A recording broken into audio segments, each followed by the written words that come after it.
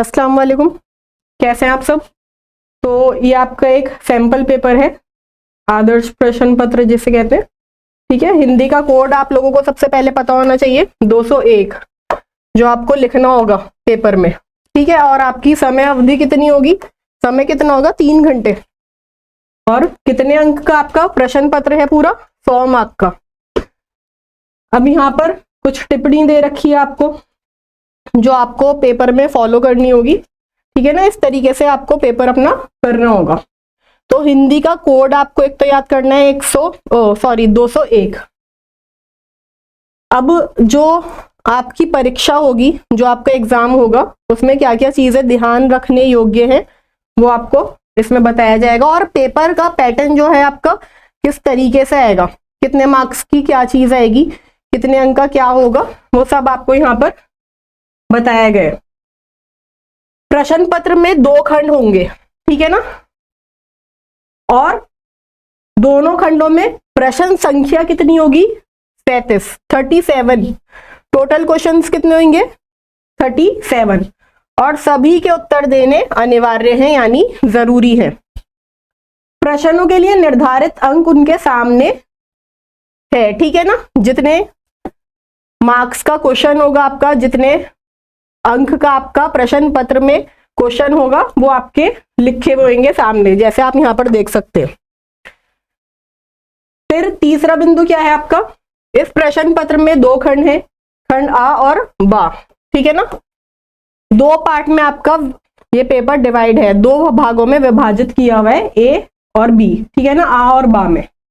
खंड आ में वस्तुनिष्ठ यानी बहुविकल्पिक क्वेश्चन जो होते हैं, जिसमें टिक कर कर आपको ऑप्शन दिए जाते हैं, उत्तर लिखना होता है, वो होंगे खंड आ में। और खंड बा में वर्णनात्मक प्रश्न होंगे, विषयनिष्ठ यानी जो आपका टॉपिक है उसके अनुसार आपको प्रश्न दिए जाएंगे, आपको उत्तर लिखने होंगे। खंड आ में कुल 27 प्रश्न है। भाग 1 में यानी जो खंड आ होगा, पार्ट 1 होगा, उसमें आपके टोटल प्रश्न 27 आएंगे, जिसमें से प्रश्न संख्या 1 से 5 पठित कविता पर है। 1 से 5 जो प्रश्न होंगे 1 to 5, वो पठित कविता जो है आपकी बुक की, उसमें से आपके प्रश्न किए जाएंगे। प्रश्न संख्या 6 अपठित पर, ठीक है ना। जो एक प्रश्न होगा, प्रश्न नंबर 6, वो अपठित कविता से होगा, जो आपने नहीं पढ़ रखी, जिसे आप अनसीन पैसेज या अनसीन कह सकते हैं, वो। प्रश्न संख्या 7 से 19, ठीक है ना, पठित गद्य पर, जो आपने पढ़ रखा है आपकी बुक में से आएगा। और प्रश्न संख्या 20 अपठित गद्य, और एक प्रश्न अपठित होगा जो आपने नहीं पढ़ रखा, आपको कहीं से भी वो पैसेज या फिर प्रश्न दे दिया जाएगा, जो आप पढ़कर कर सकते हैं आसानी से, ऐसा प्रश्न आपका वो होगा। प्रश्न संख्या 21 से 27 व्याकरण पर आधारित प्रश्न है, यानी जितने आपके 21 से 27 से लेकर प्रश्न होंगे, यानी 21, 22, 23, 24, 25, 26, 27, 7 प्रश्न आपके व्याकरण से आएंगे। ठीक है, व्याकरण यानी कहीं से भी नहीं दे देंगे, जो आपके पाठों के पीछे आपके व्याकरण के प्रश्न हैं, उनमें से ही आपके प्रश्न पूछे जाएंगे, और बहुत आसान है, आप लोग बहुत आसानी से कर सकते हैं। प्रश्नों के साथ निर्देश अनुसार उनके आंतरिक विकल्प भी दिए जाएंगे, यानी प्रश्नों के साथ उसके ऑप्शंस भी दिए जाएंगे। आपका पेपर इसलिए और इजी हो चुका है अब। खंड बा में कुल 10 प्रश्न होंगे, ठीक है ना। आपका जो पार्ट बी है, खंड बा है, उसमें प्रश्नों की संख्या 10 होगी। इसमें से प्रश्न 28, 29 और 30 पठित कविता पर है, ठीक है ना। 28, 29 और 30 3 प्रश्न आपके आएंगे पठित कविता पर, जो आपके लेसन में है, आपने पढ़ रखा है, उसमें से पूछे जाएंगे। प्रश्न संख्या 31, 32, 33, 34, ठीक है ना, ये 4 पठित गद्य पर, तथा प्रश्न संख्या 35, 36, 37 लेखन कौशल। आपको वो वाले पार्ट याद है, सार कैसे लिखे, पत्र कैसे लिखे, निबंध कैसे लिखे, यानी ये 3 प्रश्न आपके इस पर आधारित होंगे। प्रश्नों के साथ अनेक आंतरिक विकल्प भी दिए गए होंगे, ऑप्शंस दे रखे होंगे आपको, ये या फिर ये, और कर देते हैं ना, या तो ये कर लीजिए या ये कर लीजिए, ऐसे आपको विकल्प दे रखे होंगे। निर्देश अनुसार विकल्प का ध्यान रखते हुए सभी प्रश्नों के उत्तर दीजिए। कोई भी प्रश्न आपको छोड़ना नहीं है, आपको ऑप्शंस दे रखे होंगे, उसके अनुसार आपको चूज कर सबके उत्तर देने अनिवार्य हैं। सबसे जरूरी बात कि आपको 37 क्वेश्चन सारे करने हैं, आपको ऑप्शंस दे रखे होंगे। अब आपका जो खंड बा आएगा, तो सॉरी आ आएगा, पार्ट ए, आपको देखो यहां पर दे रखा है, प्रश्न संख्या आपकी इधर दे रखी है, प्रश्न आपके ये दे रखे हैं, कुल कितने अंक का है आपको ये भी दे रखा है। ये 1 मार्क का है तो कुल 1 ही मार्क का क्वेश्चन है, तो आपको 1 अंक यहाँ पर दर्शाया गया है, दिखाया गया है कि यहाँ पर 1 मार्क का क्वेश्चन आपसे पूछा जा रहा है। अब आपकी ये कविता में से है प्रश्न, पहले हम प्रश्न पढ़ लेंगे और प्रश्न को बहुत ध्यान पूर्वक पढ़ेंगे, ठीक है ना, ध्यान देकर पढ़ेंगे। निम्नलिखित प्रश्नों के रिक्त स्थान भरिए और अपनी उत्तर पुस्तिका में लिखिए। आपको अपनी आंसर शीट जो है उसमें लिखना है। अब लिखने का तरीका भी आपको मैं बता दूंगी अभी। पहला प्रश्न है, संख्या देख लीजिए, ये संख्या प्रश्न 1, चंद्र ग्रहणा से लौटती बेर में चंद्र गहना एक डैश है, ठीक है ना, तो आपको यहाँ पर रिक्त स्थान भरना है, फिल इन द ब्लैंक्स भरना है। तो चंद्र ग्रहण क्या है, एक स्थान है, एक जगह को कहा गया है। चंद्र ग्रहण किसे कहा गया है, एक जगह का नाम है, एक स्थान को कहा गया है, तो आप यहाँ पर लिख सकते हैं एक स्थान है। अब इसका उत्तर कैसे लिखेंगे आप, उत्तर आप उत्तर पुस्तिका में इस प्रकार से लिखेंगे, जैसे आपका प्रश्न नंबर क्या है, प्रश्न 1 है और 1 का आपको पहला भाग करना है, तो आप ऐसे 1 डालेंगे और उत्तर लिख देंगे स्थान, ठीक है ना, इस तरीके से। अगर आपको बी करना है तो यहां पर आप क्या करेंगे, प्रश्न 1 पार्ट 2 का आपको यानी दूसरे ऑप्शन का अगर उत्तर लिखना है तो आप दूसरे ऑप्शन का उत्तर लिखेंगे। पर यहाँ पर ये निर्धारित करना, आपको ये दर्शाना जरूरी है, जब भी आपको मार्क्स मिलेंगे, वरना जो चेकर होता है वो कंफ्यूज हो जाएगा कि आपने भाग 1 का उत्तर लिखा है या भाग 2 का। तो चंद्र ग्रहण से लौटती बेर, चंद्र ग्रहण क्या है, एक स्थान है, एक जगह है। आजादी कविता के अनुसार डैश आजादी है, आजादी क्या है, ठीक है ना, अपनी जरूरतों को पूरा करना ही आजादी है, ठीक है ना, यानी अनिवार्य आवश्यकताओं की पूर्ति आजादी है, अनिवार्य आवश्यकताओं की पूर्ति आजादी है। इनमें से कोई एक करना है, आपको ऊपर बता दिया गया है, ठीक है ना। और अगर ऊपर आपको मान लीजिए नहीं लिखा हुआ तो आपको यहाँ पर अथवा लिखा है, अथवा मतलब और, या तो ये करिए या फिर ये करिए। कबीर ने बढ़ते जल की तुलना किससे की है, तो कबीर ने बढ़ते जल की तुलना किससे की है, धन से की है, ठीक है। तो कैसे लिखेंगे आप इसका उत्तर, ठीक है ना, ऐसे ही लिखेंगे, प्रश्न 2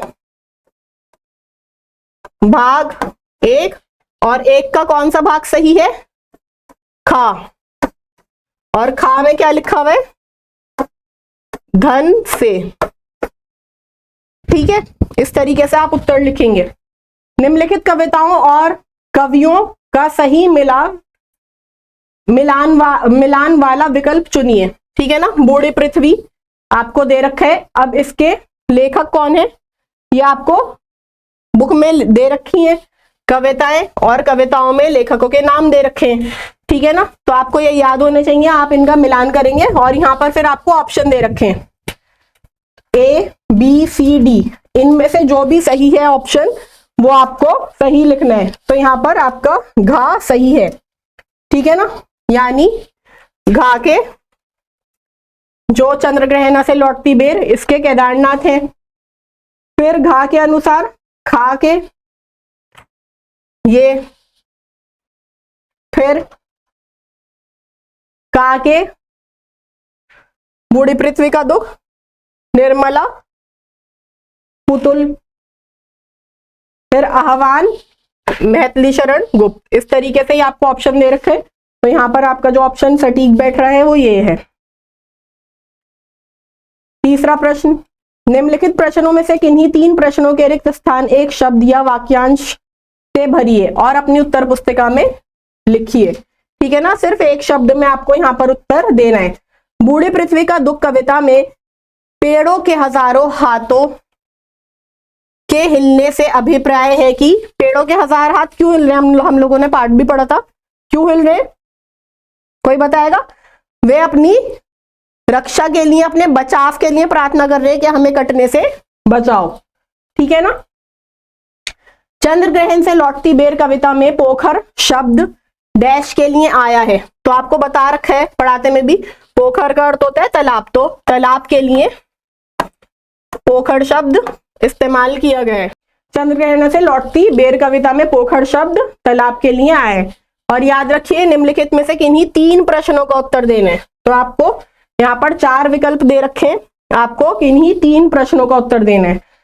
आह्वान कविता में पीछे रह गए लोग आगे डैश करके बढ़े, तो इसका उत्तर क्या है? आह्वान कविता में किसके ऊपर ज्यादा जोर दिया गया है? कर्म के ऊपर, ठीक है ना, काम के ऊपर, मेहनत के ऊपर। तो परिश्रम इसका उत्तर है, कठिन परिश्रम। चंद्र ग्रहण से लौटती बेर कविता में फाग गाता मास फागुन आ गया है जैसे डैश अलंकार है। कौन सा अलंकार है यहाँ पर? पूरी चंद्र ग्रहण कविता में मानव्यकरण अलंकार आपको देखने को मिलेगा, क्योंकि मानव से तुलना की गई है, मानव जैसा बताया गया, इंसानों जैसा बताया गया है। किसको? खेत खलिहानों को, प्रकृति को। तो यहाँ पर मानव्यकरण अलंकार है आपका, मानव्यकरण अलंकार लिख लीजिएगा। प्रश्न नंबर 4, निम्नलिखित प्रश्नों में से किन्हीं 2 प्रश्नों के रिक्त स्थान भरिए और अपनी उत्तर पुस्तिका में लिखिए। यहां पर भी आपको 3 ऑप्शन दे रखे हैं, कोई 2 ऑप्शन आपको करने। और ये कितने मार्क्स का है आपको यहां पर बता रखा है, 1-1 मार्क्स का है। तो ये 3 मार्क के आपके हैं, सॉरी 4 मार्क का हुआ है आपका।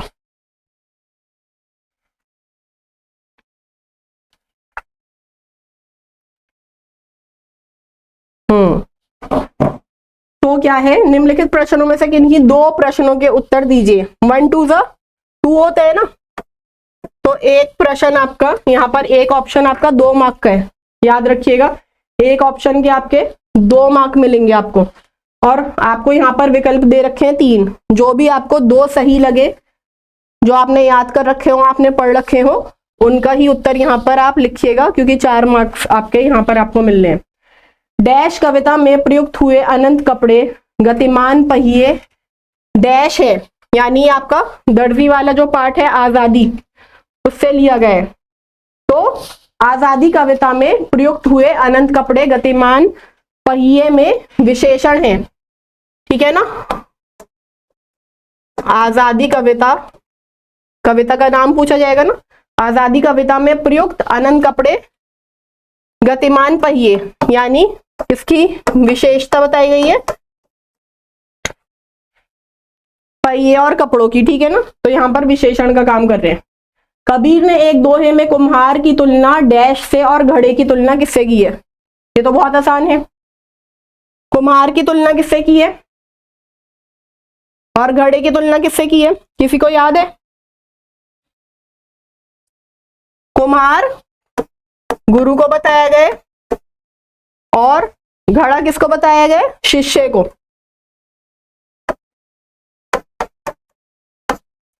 ठीक है ना। चंद्र ग्रहण से लौटती बेर कविता में बंधे मुठेरा शीश पर डैश के लिए और देह की पतली कमर की है लचीली डैश के लिए प्रयुक्त हुआ है। चंद्र ग्रहण से लौटती बेर कविता में बांधे मुरेठा शीश पर डैश के लिए और देह पतली, यानी शरीर पतला कमर पतली लचीली डैश के लिए प्रयुक्त हुआ है। तो चने के लिए तो क्या, यानी चना अपने सर पर मुरेठा बांधा हुआ है। शीश मतलब सर, सर पर यहाँ पर बताया गया है चने को मानवीयकरण अलंकार आ गया ना, यही वही वाली बात के चना अपने सर पर पगड़ी बांधा हुआ है और देह किसकी पतली है, कमर किसकी पतली है, अलसी की, ठीक है ना, अलसी की कमर पतली बताई गई है। तो अलसी के लिए प्रयुक्त हुआ है आपका देह की पतली कमर की लचीली, ये वाला।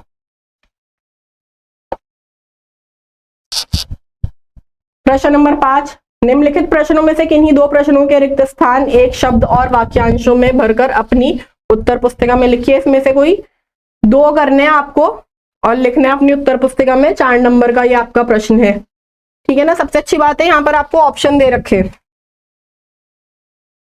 तो देखिए, खैर खून खांसी खुशी में डैश अलंकार है। यहाँ पर देखो एक ही वर्ण की आवृत्ति बार बार हो रही है, तो यहाँ पर जब आपको बता रखे एक ही वर्ण की आवृत्ति यानी एक ही शब्द आपको बार बार दिखे, तो वहां पर कौन सा अलंकार होता है, अनुप्रास अलंकार।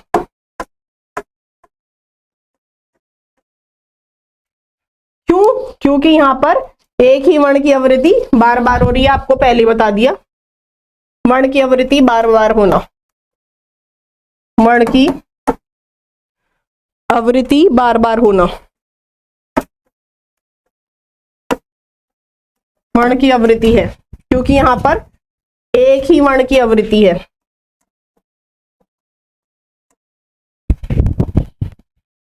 आजादी कविता में प्रयुक्त शब्द शागिर्द तन्हाई डैश भाषा के हैं और लैम्प पोस्ट शब्द डैश भाषा का है। तो भाई ये आपका शागिर्द तन्हाई ये फारसी भाषा है, आपको पता होना चाहिए, ठीक है ना। और लैम्प पोस्ट आपका पता चल रहा है अलग ही अंग्रेजी भाषा का है, और यहां पर आएगा आपका अंग्रेजी, ठीक है ना।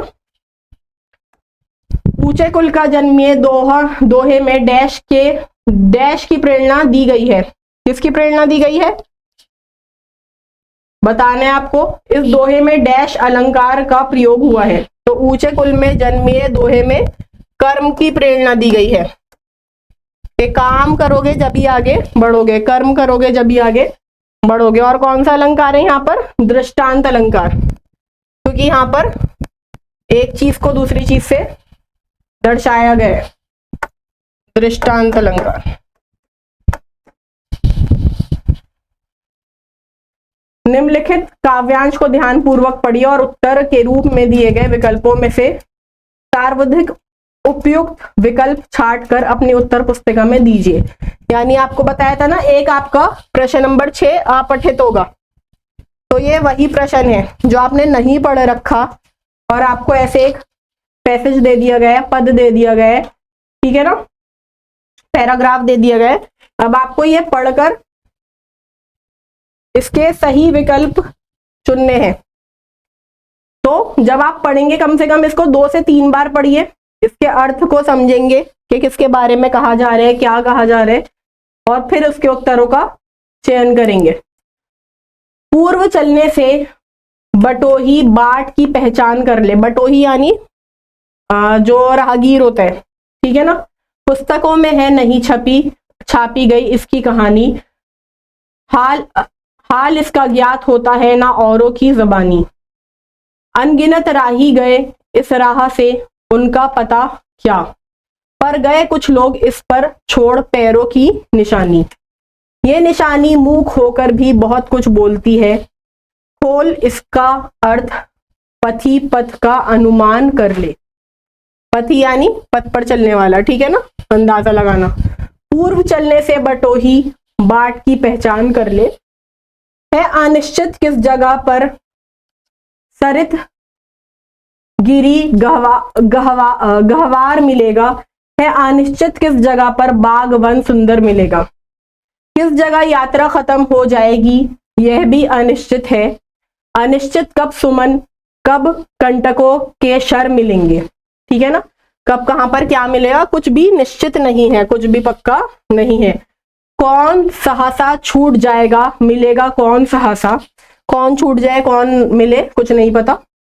आ पड़े कुछ भी रुकेगा तू ना ऐसी आन कर ले, चाहे कोई सी भी परेशानी कोई सी भी मुश्किल आ जाए तुझे रुकना नहीं है, ठीक है ना। पूर्व चलने से बटोही बाट की पहचान कर ले। तो यहाँ पर राहगीर को बताया गया कि जो जो कठिनाइयां जो जो मुश्किल आएंगी तो आपको उसकी पहचान कर कर आगे बढ़ता जाना है। तो यहाँ पर आपको इसी अपठित काव्यांश में से जो है ना प्रश्न दिए गए हैं। देखिए अब 4 प्रश्न आपको यहाँ पर दिए गए। तो पहला प्रश्न आपका ये है, खोल इसका अर्थ पथी पथ का अनुमान कर ले का भाव है कि बाधाओं से बचकर यात्रा करना।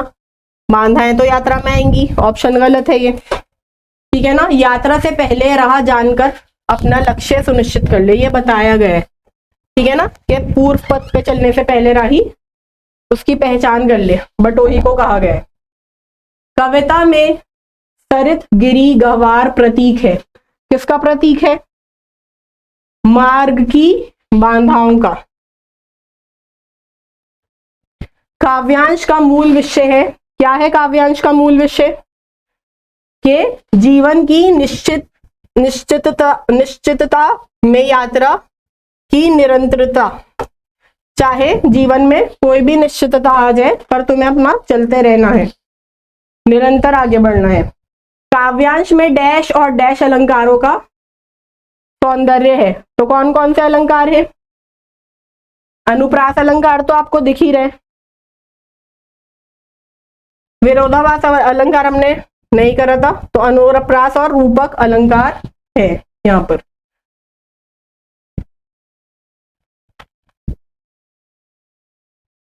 अगला प्रश्न, निम्नलिखित प्रश्नों में दिए गए रिक्त स्थान भरिए और अपनी उत्तर पुस्तिका में लिखिए। अंधेर नगरी नाटक में राजा के लिए किस विशेषण का प्रयोग किया गया है? अंधेर नगरी राजा में राजा को क्या गया है? चौपट राजा। तो यहाँ पर उत्तर आपको अलग ही दिख जाएगा, हाँ, अंधेर नगरी चौपट राजा। ऐसे ही लिखना होगा आपको प्रश्न नंबर 7 और 7 का पहला भाग और पहले का उत्तर नंबर क्या है? खा, और खा में क्या लिखा हुआ है आपका? चौपट।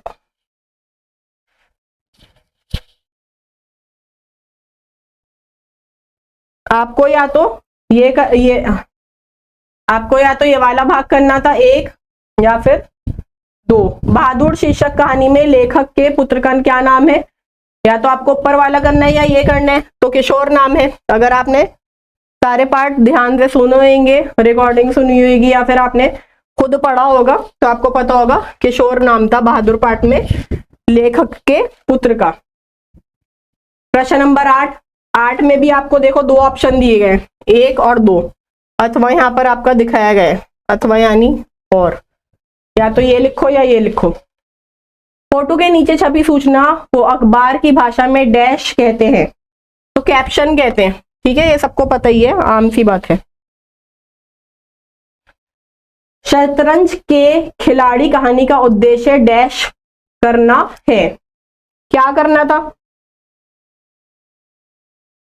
उस समय के समाज का चित्रण करना? नहीं। शतरंज के खेल की निंदा करना? नहीं, उन्होंने निंदा तो करी ही नहीं है। गुलामी के कारणों के प्रतीक सचेत करना, क्या ये है? या फिर मीर और मिर्जा के जीवन चित्रण करना? गुलामी के कारणों के प्रति सचेत करना, गुलामी के क्या क्या कारण थे उसके प्रति सचेत किया गया है शतरंज के खिलाड़ी पाठ में। इस कहानी का उद्देश्य यही है। प्रश्न नंबर 9, निम्नलिखित प्रश्नों में से दिए गए विकल्प चुनकर आपको लिखने। निम्नलिखित प्रश्नों के उत्तर के रूप में दिए गए विकल्पों में से सर्वाधिक उपयुक्त विकल्प अपनी उत्तर पुस्तिका में लिखिए। या तो ये करिए या ये करिए। बहादुर घर में फिरकनी की तरह नाचता रहता था का आशय है कि वह काम करने के लिए इधर उधर डोलता रहता था, दौड़ता रहता था, वह बहुत शोर मचाता था, वह दिन भर खूब शरारत करता था, काम से बचने के बहाने ढूंढता था। तो क्या होगा इसका उत्तर सही? ये फिरकनी की नाचता था, फिरकनी की तरह नाचता था, यानी काम के लिए इधर उधर दौड़ता रहता था। माँ बाप का कर्ज तो जन्म भर भरा जाता है, बहादुर के इस कथन से ज्ञात होता है, उसने पाठ में कहा है कि माँ बाप का कर्ज तो जन्म भर भरना है। तो उस कथन से हमें क्या पता चलता है, उसमें माँ बाप का बहुत सारा कर्जा लिया है, ऐसा तो नहीं होता, गलत ऑप्शन है। उसे माँ बाप द्वारा लिया गया कर्ज चुकाना है, नहीं। उसे माँ बाप के प्रति अपने कर्तव्य का एहसास है, ये सही है, ठीक है ना। उसके अपने बाप भाई भी पूरा जीवन कर्ज चुकाते रहे, नहीं। तो गा वाला आपका ऑप्शन सही है। प्रश्न नंबर 10, शतरंज के खिलाड़ी कहानी में बिना युद्ध के नवाब को बंदी बनाए जाने पर भी मीर और मिर्जा पर कोई प्रभाव नहीं पड़ा, क्योंकि वे उसके शत्रु थे, नहीं। मीर और मिर्जा अंग्रेजों के समर्थक थे, नहीं। शतरंज के बादशाह को बचाना अधिक आवश्यक था, ये है, यही बात है। उन्होंने भाई युद्ध में जो नवाब था उसके राजा को बचाना ना समझकर शतरंज के बादशाह को बचाना अधिक आवश्यक समझा, जब भी दोनों ने अपने प्राण आखिर में त्याग दिए थे। यहां तक कि सेना भी निकल गई थी पूरी, उन्होंने उनको भी छुप कर देखा और फिर शतरंज खेलने बैठ जाते हैं वो।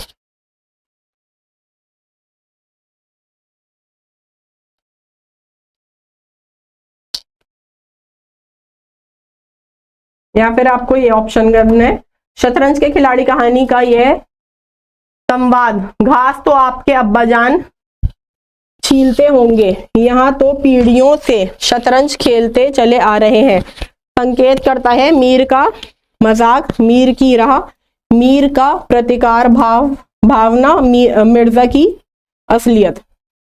मीर की प्रतिकार भावना। प्रश्न नंबर 11, अपने अपने मित्र को पत्र लिखा है, सॉरी आपने अपने मित्र को पत्र लिखा है, यह पत्र किस प्रकार का होगा। पहले ही आपका साफ हो रहा है कि आपका प्रश्न क्या पूछा गया है। जब हम किसी अपने जान पहचान वाले को पत्र लिखते हैं तो वो पत्र कौन सा कहलाता है, बताइए। औपचारिक कहलाता है या अनौपचारिक कहलाता है? अनौपचारिक कहलाता है, ठीक है ना। और औपचारिक पत्र वो होते हैं जो हम किसी अनजान को लिखते हैं। व्यावसायिक पत्र अपने कारोबार के लिए लिखते हैं, कार्यालय पत्र किसी कार्यालय में काम करने के लिए लिखते हैं। तो जब आपको अपने मित्र को पत्र लिखना है तो वो आपका अनौपचारिक पत्र होगा। या तो आपको ये करना है या ये करना है। पार्ट 2 क्या है, विस्तार से कही गई बात को कम शब्दों में प्रयुक्त करने की कला कहलाती है सार लेखन। आपको बता रखा है कि आपको एक पैसेज दे दिया जाए और उसको कम शब्दों में आपको व्यक्त करना है, कम शब्दों में लिखना है, तो वो सार कहलाता है। अपनी बात को कम शब्दों में बता देना या लिख देना या कह देना सार लेखन कहलाता है। प्रश्न संख्या यहां पर है अब आपकी 12। निम्नलिखित प्रश्नों के रिक्त स्थान एक शब्द या वाक्यांशों में भरिए, अपनी उत्तर पुस्तिका में लिखिए। अंधेर नगरी पाठ में टके सेर टके भाजी टके सेर खाजा कथन से निहित व्यंग अर्थ है। यहां पर आपको ऑप्शन नहीं दे रखे, फिल इन द ब्लैंक्स आपको सीधा भरना है। बताएगा कोई? और दूसरा है आपका, अंधेर नगरी पाठ में महंत ने नगर छोड़कर जाने का निर्णय लिया क्योंकि, इन दोनों में से जो आपको आता हो वो करना है। वहां पर गुणों और मूल्यों की कदर नहीं है, ठीक है ना। पहले का उत्तर ये है। और अंधेर नगरी पाठ में महंत नगर छोड़ने की क्यों सोचता है? क्योंकि उसको पता होता है यहाँ पर मुश्किल हो सकती है, यहाँ पर संकट है, ठीक है ना। संकट की वजह से, परेशानी की उसको आभास हो जाता है संकट की वजह से। प्रश्न नंबर 13, समाचार स्रोत में यह शामिल नहीं होता है। क्या शामिल नहीं होता है? कि समाचार कहां से मिला, खबर कहां से मिली ये जरूरी नहीं है। समाचार कहां से मिला ये पता होना जरूरी नहीं है, आपको सूचना मिलनी चाहिए। अखबार का संपादकीय डैश पर आधारित होता है, समाचारों पर आधारित होता है, ठीक है ना, समाचारों पर।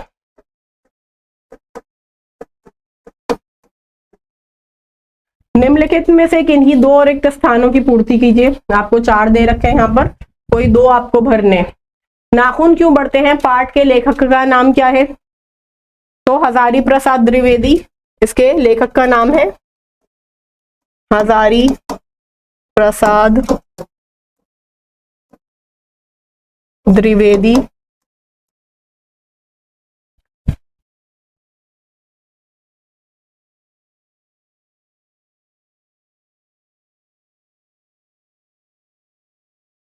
नाखून क्यों बढ़ते हैं पाठ में लेखक ने डैश की विचारधारा का संकेत किया है? किसकी विचारधारा का संकेत किया है? महात्मा गांधी की, ठीक है ना, महात्मा गांधी।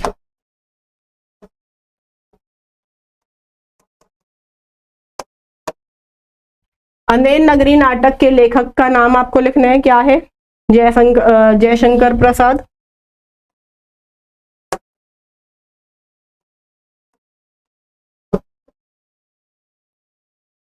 अंधेर नगरी नाटक के डैश तत्व के कारण यह अन्य विधाओं से भिन्न है।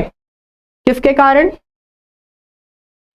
अभिनेता, वहां पर आपको अलग अलग अभिनय दिखेंगे, अभिनेता।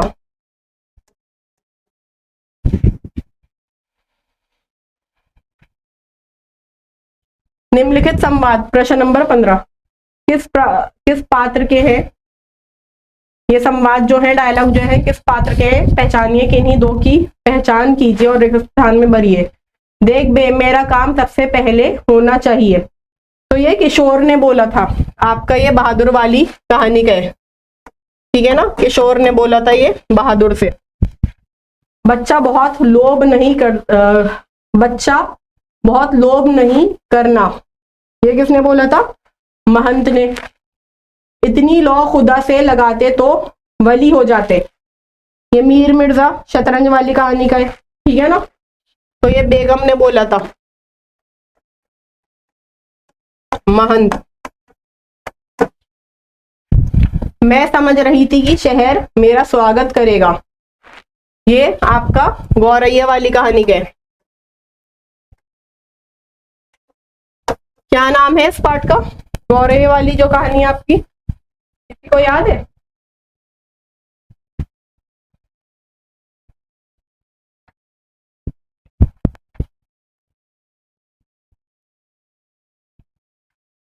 सुखी राजकुमार, ठीक है ना। सुखी राजकुमार पाठ में ये बोला था, गौरैया को लग रहा था कि शहर उसका स्वागत करेगा।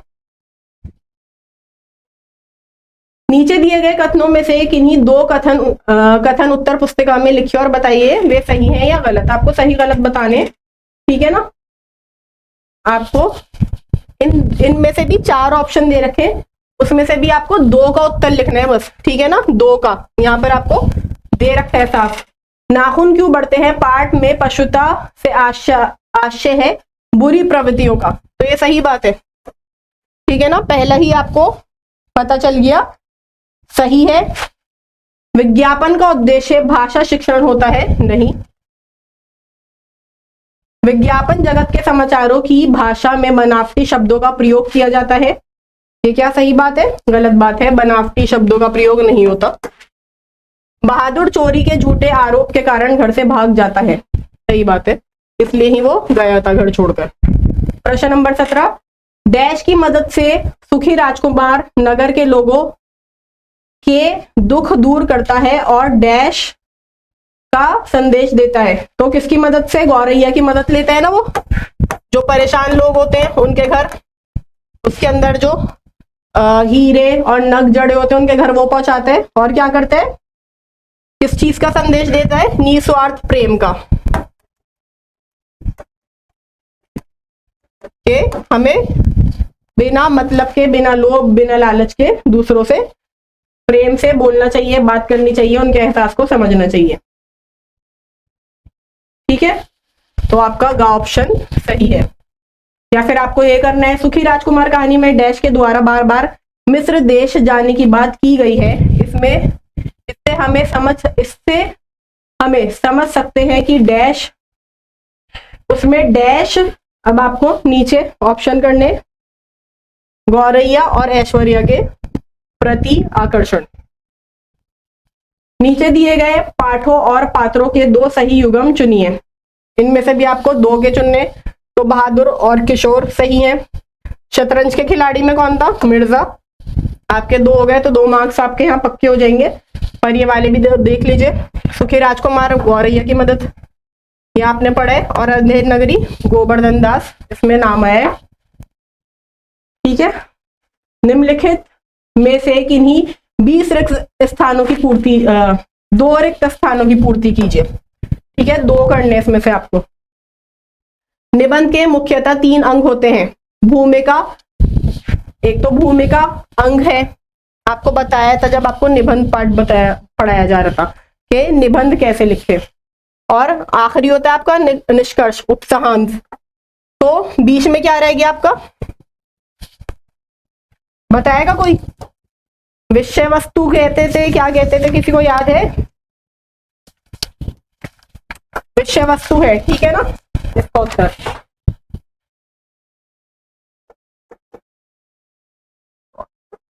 विषय वस्तु।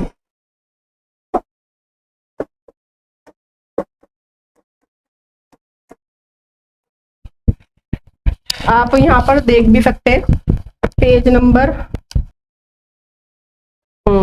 लास्ट आपके सेकंड वाली बुक है ना, उसमें आपके 3 भाग बताए गए। पेज नंबर 145, इसमें आपके बता रखे हैं तीनों भाग, भूमिका, विषय वस्तु और आपका निष्कर्ष जो उपसहांश होता है, उपसहार होता है। ठीक है, डैश निबंधों में कल्पना की प्रधानता रहती है। कल्पनात्मक निबंध कब लिखते हैं? जब आप भावात्मक निबंध लिखते हैं, जब भी कल्पना हम कर पाते हैं। विचारात्मक निबंधों में डैश तत्वों की प्रधानता रहती है, तो बुद्धि तत्वों की प्रधानता रहती है, बुद्धि की आवश्यकता होती है। जब हम कुछ सोचेंगे तो बुद्धि की आवश्यकता जरूरी है, दिमाग होना जरूरी है। किसी दर्शनीय स्थल पर आधारित निबंध डैश निबंधों के अंतर्गत आएगा। किसके अंदर आएगा? वर्णनात्मक। तो आपका जो निबंध वाला पार्ट है ना, उसमें आपको दे रखा है ये वर्णनात्मक आएगा यहाँ पर। ठीक है, 2 कोई ऑप्शन आपको करने हैं। निम्नलिखित गद्यांश को ध्यान पूर्वक पढ़िए। ठीक है, आपको गद्यांश दे रखा है, नेक्स्ट क्लास में हम इंशाल्लाह करेंगे प्रश्न नंबर 20 से। अल्लाह हाफिज़, अस्सलाम वालेकुम।